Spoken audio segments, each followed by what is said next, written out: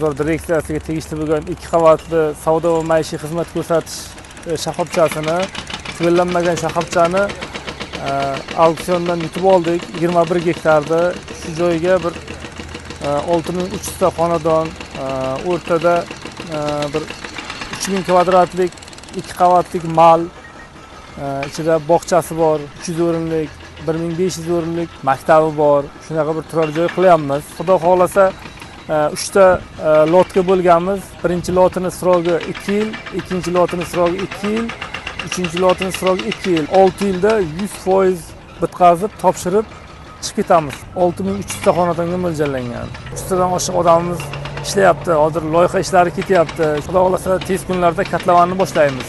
Denov tumanida mana sanoatchilik mahallamizda eski sobiq mo'y chiqaradigan zavod o'rniga, joyiga hozir ko'p qavatli, 9 qavatli qurilish binolarimiz boshlaganmiz. Hozir jarayonimiz biz ikkita 8 pod'ezdli 4 korpusda hozir boshlab o'rganamiz. Hozir ishlarimiz jarayon ketyapti. Qurilishimiz kotlovan qismiga ketyapti hozir. Kotlovan qismi trambovka ishlari ketyapti, xudo xolasa. Bu yerda 9 etajli domlarimiz bor, 12 etajli domlarimiz bor. 3500 ta xonadon xudo xolasa bu yerda joylashadi. Xalq uchun, fuqarolarimiz uchun bir yengillik, juda ham sharoit. Mana bu yerda ofis bo'limlarimiz bor. Bu yerda hamma sharoitlar yaratilgan. Massivda hozir loyihada ko'rsatilgan, taklif berilgan biz bolalar maydonchasi, sport maydonchalari bo'ladi. Bog'chalar bor, bolalarga xususiy maktablar bor bu yerda. Universitet takliflar bo'lgan, universitetdan xudo xolasa joylashtirganmiz loyihada. Mana hozir mana loyihamiz mana shu yerda hamma ko'rsatilgan. Mana bu yerda maktabimiz bor. Mana bolalar suzadigan havuzlar bor, bolalar tennis maydonchalarimiz bor. Mini futbolni joylarimiz bor, shaxmatni poliyalarimiz bor.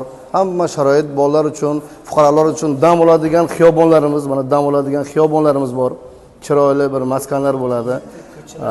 Ko'chalarda mana peshixod, velosiped bilan yuradigan, dam oladigan, sportda shug'ullanadigan hamma sharoitlarimiz mana shu yerda. Tungi 24 soat ishlaydigan ko'chalarimiz ana shu. Albatta bu hammamiz bu sharoitlar xalqimiz uchun, fuqarolarimiz uchun, prezidentimiz Shavkat Miramonovich tomonidan mana shuncha imkoniyatlar xalq uchun yaratib bergani uchun prezidentimizga katta rahmat aytamiz.